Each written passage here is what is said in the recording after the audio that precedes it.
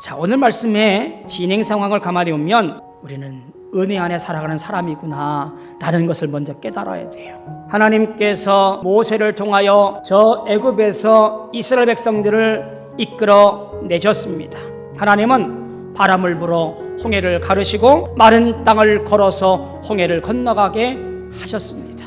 구름 기둥으로 그들을 인도하고 신령한 음식을 먹으며 반석에서 흘러넘치는 신령한 음료를 먹고 마심으로 인하여서 그들의 매일매일의 삶은 하나님의 은혜 가운데 살아가는 사람이었고 하나님의 인도함 따라 살아가는 하나님 백성이었다라는 이야기예요. 가만히 생각해 보면 하나님께서 그들을 떠난 적이 한 번도 없고 그들과 동행하지 아니한 적이 단 한 번도 없다라는 사실을 보게 되어지지요. 이것이 하나님 백성으로부터의 삶을 살아가는 은혜스러운 성도의 삶이었다라고 말하는 거예요. 오늘 우리의 모습은 어떨까요? 오늘 우리의 모습도 마찬가지입니다. 여기 보니까 그의 반석은 곧 그리스도시라 라고 말하는 이 말씀은 앞서 경험했던 그 옛날 모세와 이스라엘 백성들만의 기적과 경험이 아니라 오늘 예수 그리스도로 말미암아 경험되어지는 모든 것들 또한 우리도 동일하게 경험되어지고 있고 은혜 안에 살고 있다라고 하는 것을 말하는 거예요. 주님은 나를 단 한 번도 외면한 적이 없으시고 나를 떠난 적이 한 번도 없으시고 나 몰라라 한 적이 단 한 번도 없다라고 하는 이야기예요. 그런데 자유로운 자, 은혜스러운 자로서 살아가지 못하고 오히려 방종하고 방임함으로 말미암아 하나님의 뜻과 다른 길로 걸어갈 때에 그들이 겪게 될 멸망의 길을 보여주고 있는 거예요. 오늘 말씀의 앞뒤 문맥에 따라서 고민해 볼 때 선줄로 생각하는 사람들이 누구냐면 믿음이 강한 자들이라고 보시면 될 것 같아요. 자, 이들은 믿음이 강한 자들이라고 생각했기 때문에 어떠한 죄 가운데 있어도 나는 그 죄에 빠지지 않냐고 믿음을 지킬 수 있어. 저 시장에서 파는 우상의 재물을 먹어도 나는 우상 숭배하는 것이 아니야. 믿음으로 그 모든 것들을 감당할 수가 있어 라고 생각하고요, 그렇게 행동을 했어요. 물론 이들의 생각이 틀렸다라고 말하는 것은 아니에요.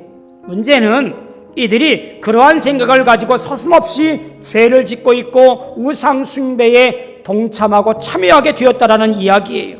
쉽게 말하면 하나만 알고 둘을 모르는 사람들이었다라고 보여지는 거지요. 믿음으로 말미암아 다 아는 것인 양, 믿음으로 인하여서 강하다고 자만하는 것인 양, 그들은 죄 가운데 행함으로 도리어 죄를 짓는 자가 되었고 우상의 재물을 먹고 마심으로 말미암아 본인은 믿음으로 이긴다라고 말하지만 믿음이 약한 사람들에게 오히려 실족하게 하고 시험 들게 하고 주님을 떠나게 했던 자기도 모르는 죄를 범하게 되었던 것을 그들은 까맣게 모르고 있었다라는 이야기예요. 고린도 교회 교인들은 하나님 주신 자유와 은혜를 자기 멋대로 자기 마음대로 사용하고 죄를 범했습니다. 하나님께서 주신 자유와 은혜를 하나님의 뜻대로 사용하지 못하고 오히려 심판을 받아 멸망의 대상자가 되었다는 사실을 그들은 기억하면서 그 죄 가운데 놓여있는 것을 다시 한번 살피라고 얘기하고 있는 거예요. 오늘 우리도 마찬가지로 하나님께서 우리를 청하시고 부르셔서 의롭다 칭하시고 영화롭게 한 놀라운 축복의 자유인이 아닙니까? 세상적인 가치 때문에 불나방처럼 뛰어다니는 사람이 아니라 주의 은혜를 알기에 오늘도 십자가의 길을 걷고 있는 주의 은혜자가 아닙니까?